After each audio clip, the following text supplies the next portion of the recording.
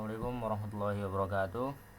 Hello everyone, my name is Khalid, and in this video I will talk about question that may appear in the CCNA certification exam. In this module I have prepared around 15 questions in total, but in this video I will only discuss for 20 of them, and this question will help you understand the basic concept of networking and prepare for your CCNA exam in a simple way. So let's get started.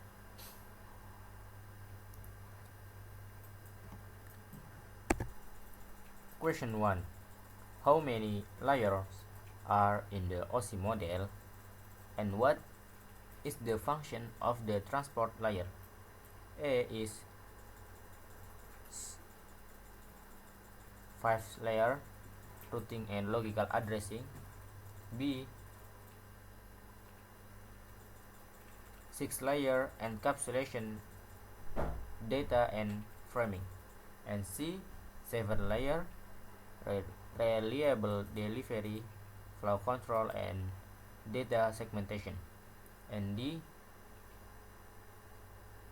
8 layer data encryption and compression. The correct answer is the C, because the OSI open system interconnection model has 7 layers. The transport layer or layer 4 is responsible for reliable delivery or TCP and flow control and data segmentation. The main protocol in the layer and the main protocol in this layer are TCP, connection oriented and reliable, and UDP, connectionless and unreliable. Detail explained for each optional. A 5 layer routing and logical addressing is false. The correct number of layer 2 is the correct of layers is the 7, not 5. Routing and logical addressing or IP address are functions of layer 3 network layer, not the transport layer. Protocol at layer 3 include the IP, ICMP, and routing protocol like USPE or OSPF or AGRP. B 6 layer encapsulation, data and framing. This is the false. The OSI model has 7 layer, not 6, and data encapsulation and framing are function of layer 2 or data link layer, not the transport layer. The data link layer use the MAC address for local communication and is responsible for flow control and error detection at the frame level. And D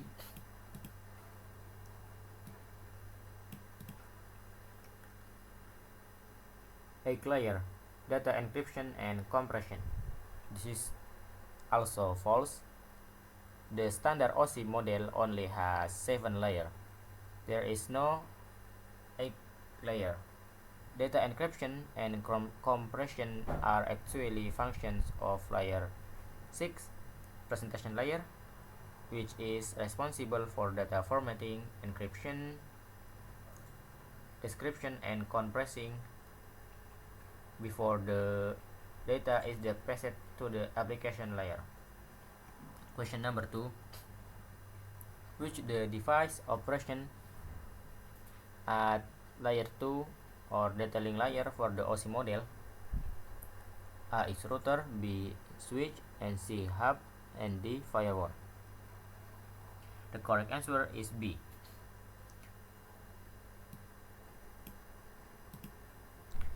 A switch is a device that operates at layer 2 or detailing layer. A switch uses the MAC address table for forward frames to the correct port based on the destination MAC address. And switch can learn MAC address dynamically and reduce constellation domain. Detail explained for each option. A is router is the false. Routers operate at the layer 3 or network layer, not in the layer 2. Routers use IP address to make forwarding decision and can connect various different network. Router maintain routing table and use routing protocol to determine the best path. C is hub, and this is false. Hub operate at layer 1, physical layer. Hubs have no intelligence. They simply forward electrical signal to all available ports. All devices connected to a hub share bandwidth and are in the same constellation domain, which reduce network performance. And D is firewall, and this is false. Firewall generally operate for layer 3 to layer 7, depending on the type. Firewalls can filter based on the IP address or layer 3, port number layer 4, or even application or layer 7. A firewall is not a pure layer 2 device. Next,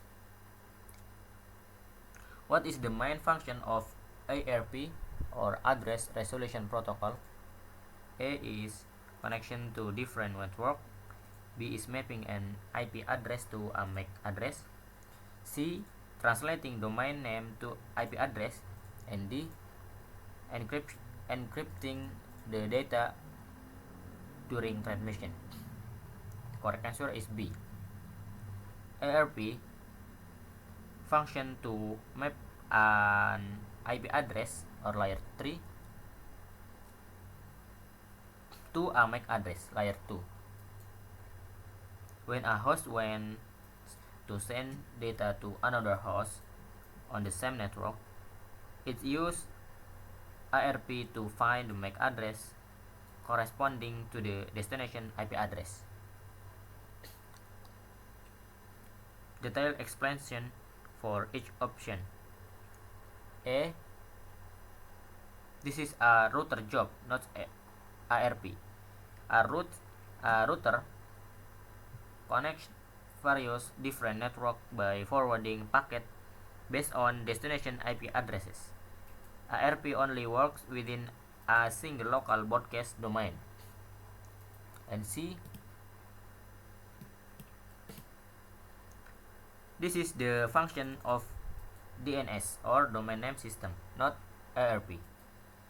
DNS operates at layer 7 application layer and translate humans readable domain names like Google.com into numeric IP address. And D, data encryption, is a function of security protocol like IPsec, SSL, or TLS, or maybe SSH. ARP has no encryption capabilities. This the protocol operation in the plain text and is vulnerable to attacks such as ARP spoofing. And next, what are the minimum and maximum of an Ethernet frame?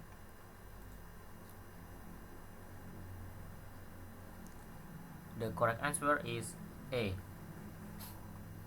The minimum size of an Ethernet frame is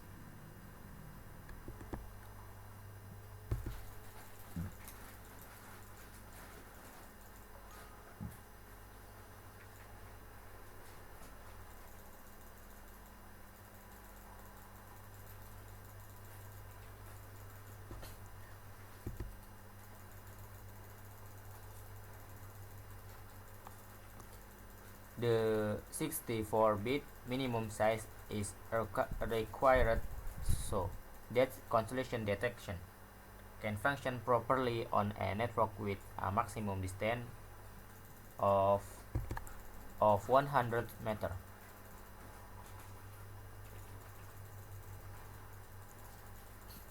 And detailed explanation for each option. B.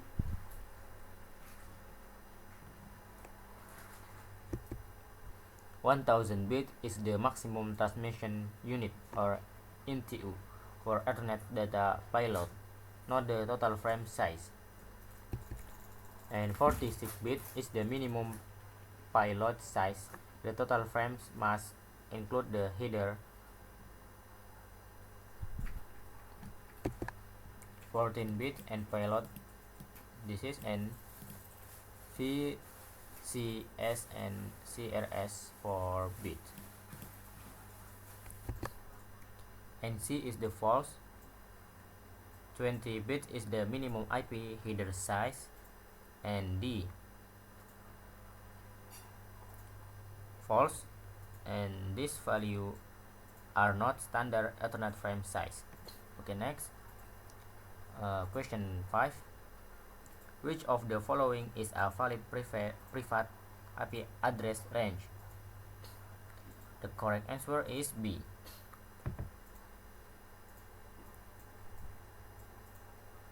This is the class B private range defined by RFC 1918. And quick explanation for A. This is the false, and this is for the public IP range. And C also false. This is the APIPA range, not RFC 1918 private address. And D, this is also false, because this is the public IP range. And next, question 6.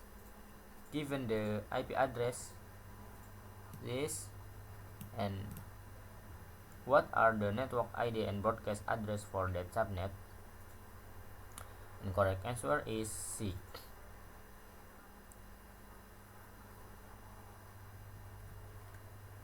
Because is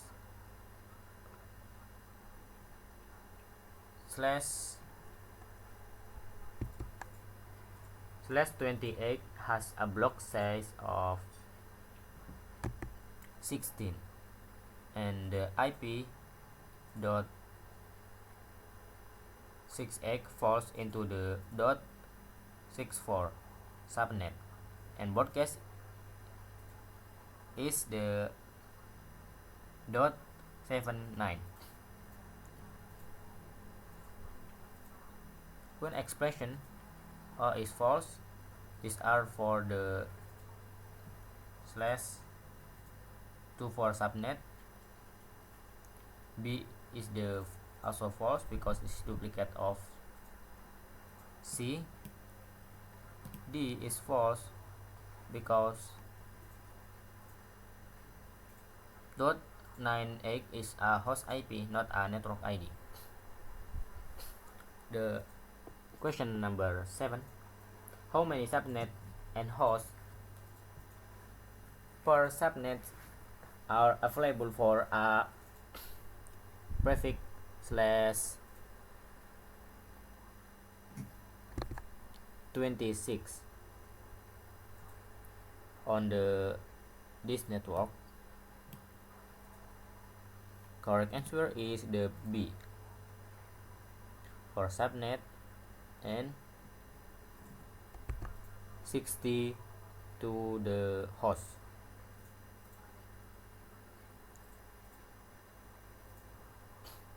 Borrowing 2 bit from A /24 given for subnet and 6 bits remain for host equals 2 to the point of 6 minus 2, which is the 62.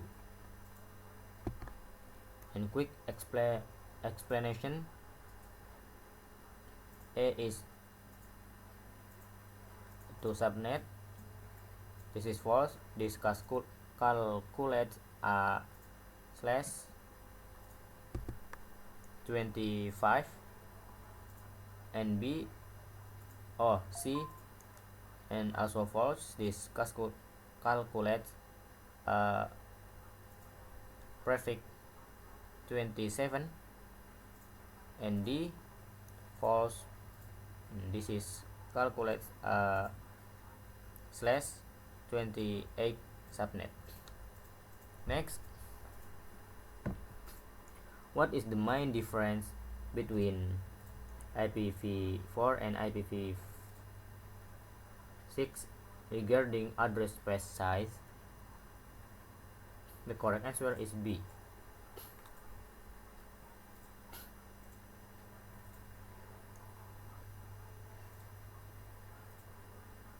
IPv4 has 4.3 billion addresses, while IPv6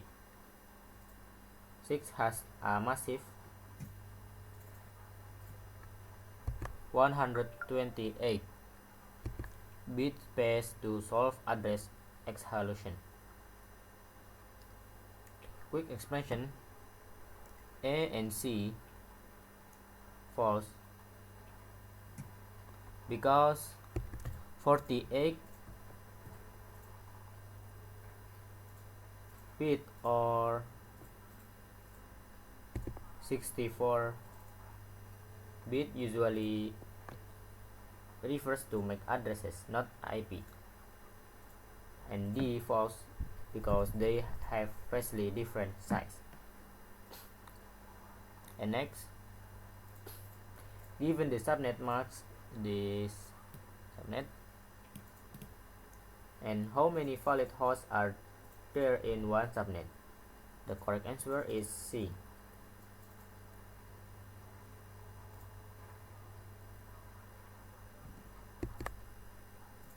The correct answer is C because this is a slash 29 marks. 3 host bits mean to the power of 3 equals 8 total addresses, minus 2 for network and broadcast equals 6 valid hosts. And quick explanation: A is false because 2 hosts is for a slash 13, and B also false because 14 host is for a slash 28, and D false. 8 is the total addresses, not the valid host.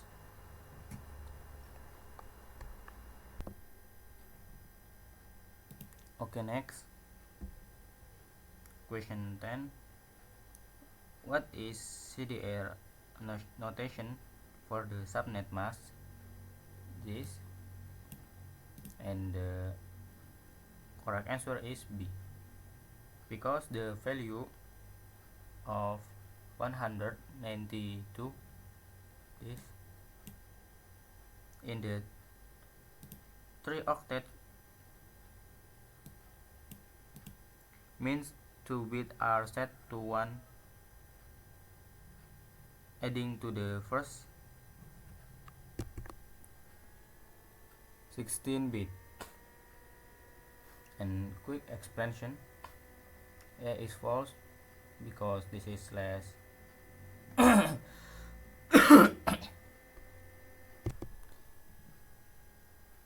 17 is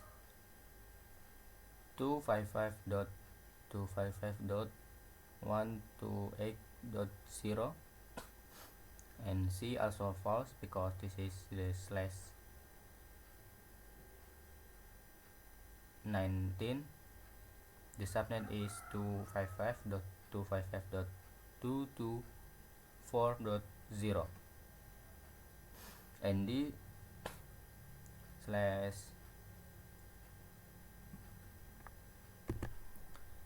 20 and the subnet is 255.255.240.0. Okay, next question 11. Which category does the IP address 169.254.10.5 belong to? The correct answer is B, APIPA, or Automatic Private IP Addressing. Windows Auto Assign this when the DHCP server is unavailable. And quick explanation: A is the false private IP address,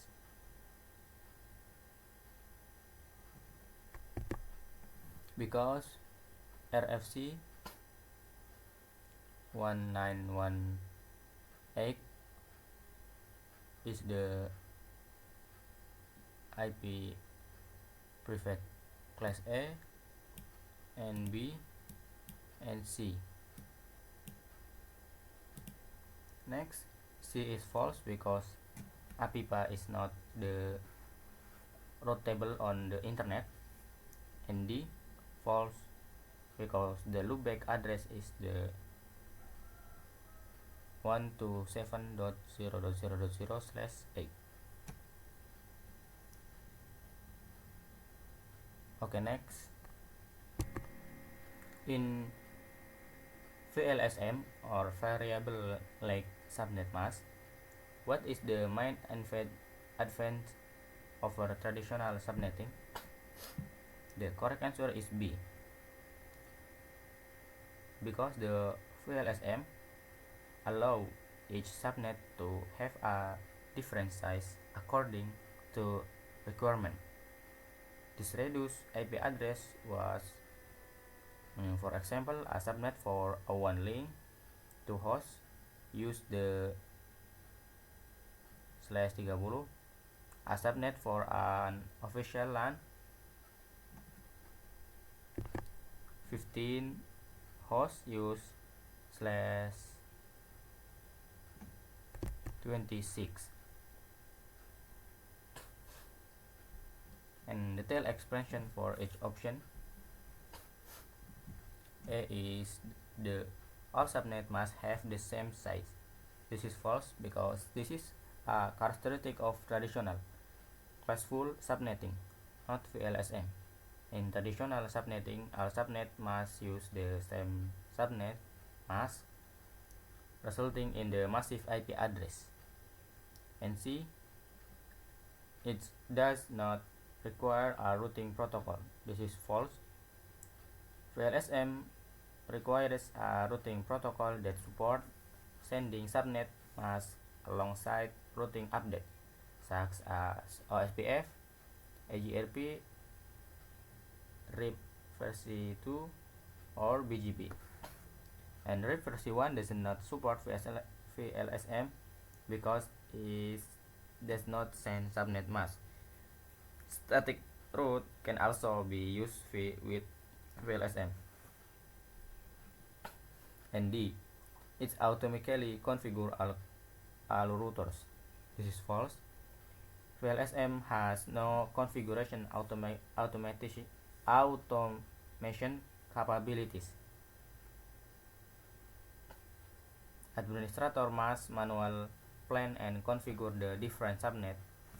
This might be confusing with DHCP, but DHCP is not directly related to the VLSM.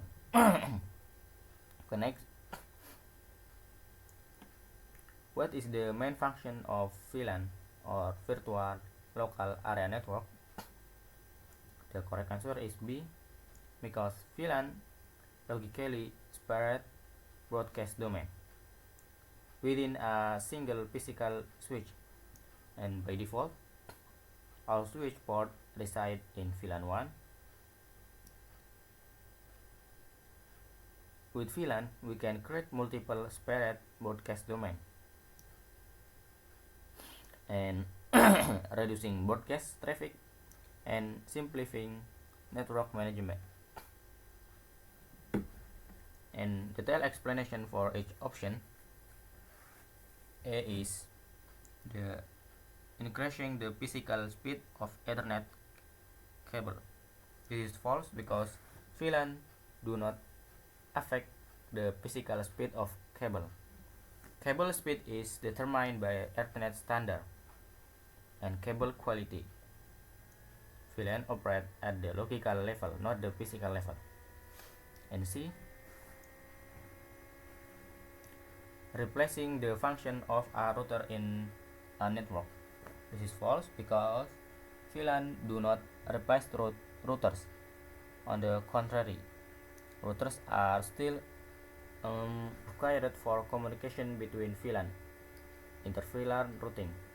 Without a router or layer 3 switch, devices in different VLAN cannot communicate with each other. And D, automatically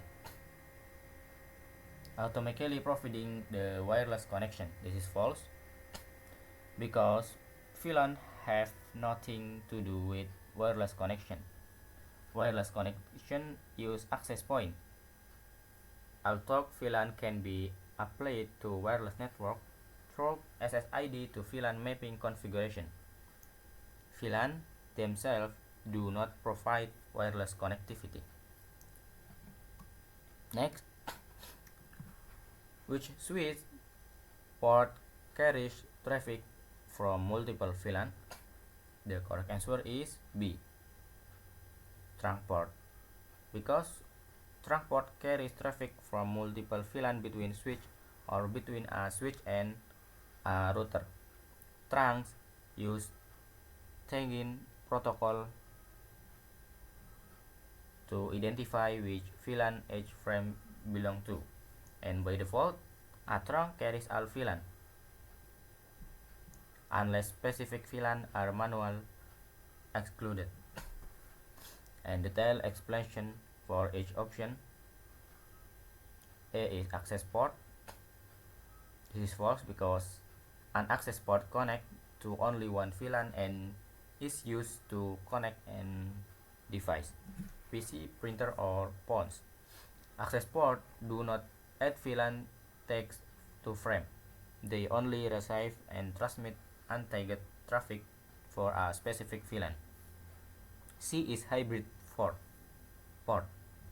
False, because although some vendor like HP use the concept of hybrid port that can carry both tagged and untagged traffic. In the context of Cisco CCNA, the correct terminology is access and trunk. Cisco does not use the term hybrid port in standard EOS. And D, loopback port. Loopback is not a type of switch port. Loopback is the virtual interface on a router used for management purpose and acts as a stable route ID in the routing protocol. Loopback have no relation to VLAN switching. Okay, next. What is the effect of the spanning tree port phase command on a switch port? And correct answer is B, spanning tree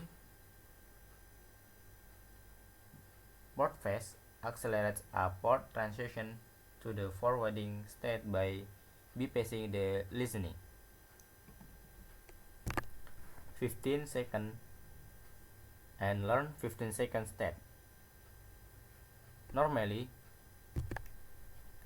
SDP takes 13 seconds to reach forwarding. Port phase should only be used on port connection to end device, never to switch or other routers. And detailed explanation for each option. It automatically enables BPDU guard. This is false because Portfast does not automatically enable BPDU guard.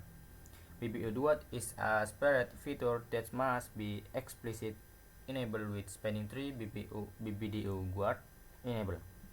And however, BPDU guard is often used alongside Portfast to protect port from receiving BPDU. And C is disable the spanning tree protocol and dashboard.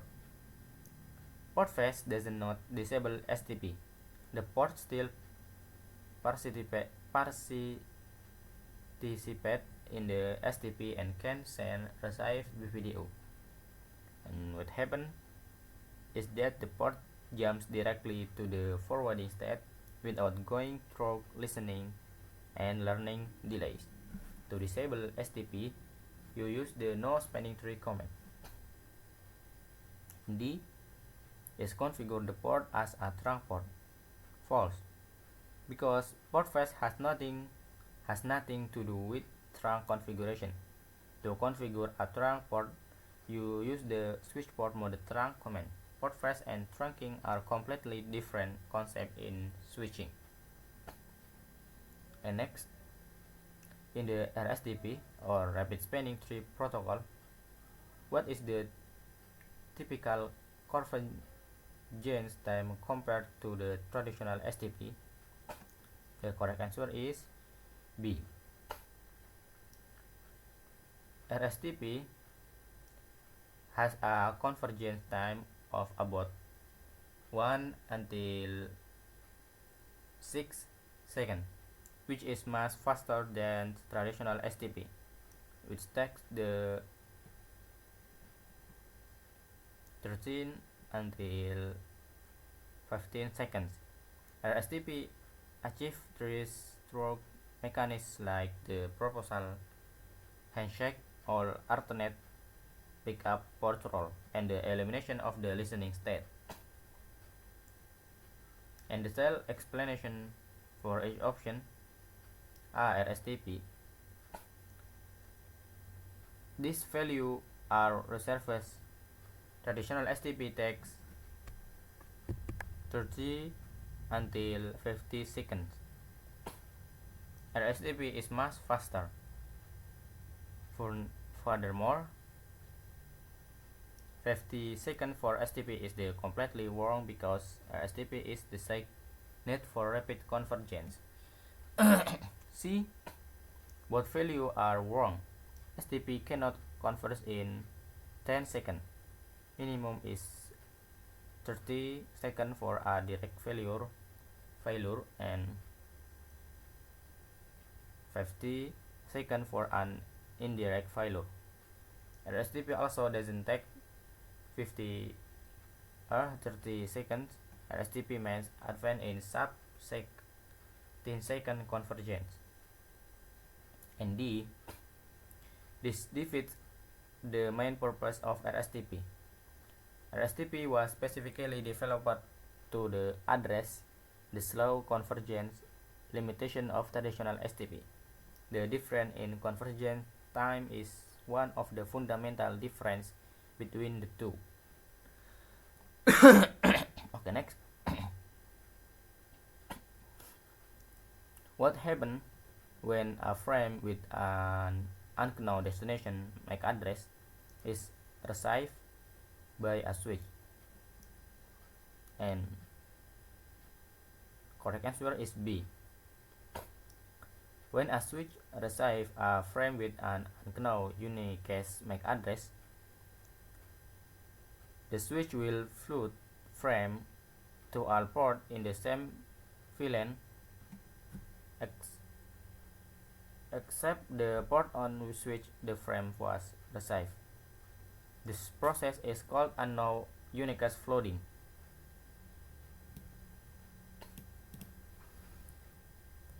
Switch also flood both cache and multiple cache traffic.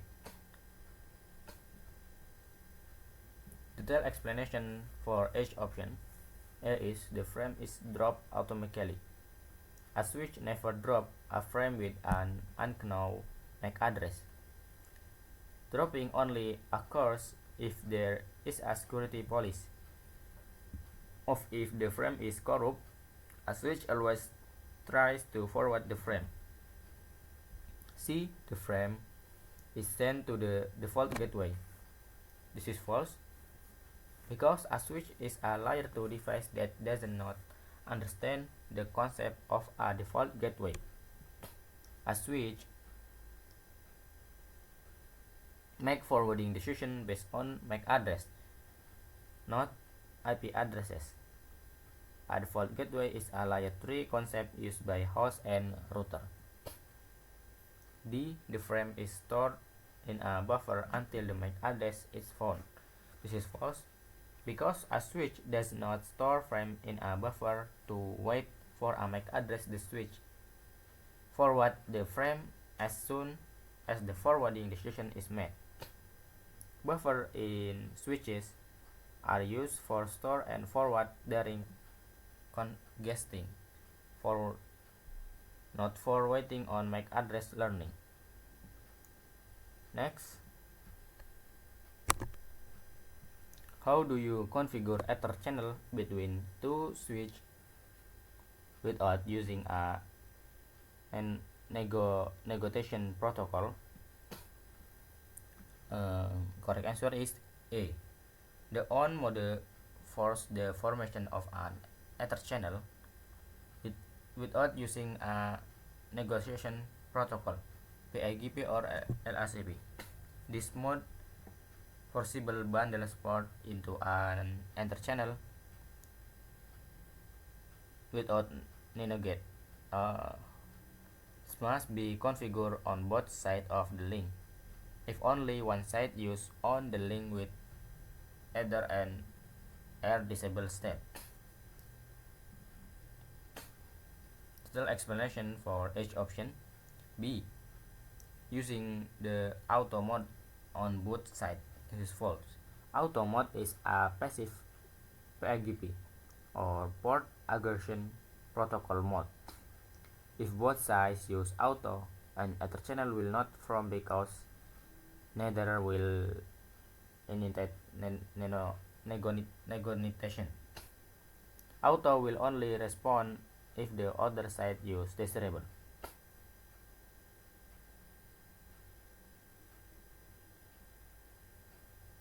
C. Using desirable mode on both sides. This is false because desirable mode use the PIGP protocol, although this will success fully from an Ether channel. The question specifically asks for configuration without a negotiation protocol. Desirable actively use PIGP for negotiation. And D. Using passive mode on both sides. False, because passive in an LACP. Just like PIGP auto, if both sides use LACP passive, the Ether channel will not form because no one initiates negotiation. At least one side must be active for LACP. Next, what is the main difference between distance vector and link state routing protocol? Correct answer is B. Distance vector, REP or AGRP, use a routing by rumors method where routers only know information from neighbor and use metric like hop count. And link state, SPF or is creates a complete map, network topology map, and use Jigsaw to calculate the shortest path. Detailed explanation for each option. Distance vector converges faster than link state. This is false because on the contrary, link state converges much faster. Distance vector protocol like ARP take a long time because they rely on periodic updates and hop count. Link state use triggered updates and more efficient STP calculation. C. Distance vector is only for IPv4. Instead is only for IPv6. This is false because both types of routing protocol support IPv4 and IPv6. OSPF versi 2 and OSPF versi 3 also support both protocol. Protocol types are not limited to a specific IP version. And D. Distance vector is used by switch. Link state is used by routers. This is false because both protocol types are routing protocol used by routers. Layer 2 switch do not use routing protocol, and layer 3 switch can use both protocol type because they possess routing capabilities. There is no separation based on device type.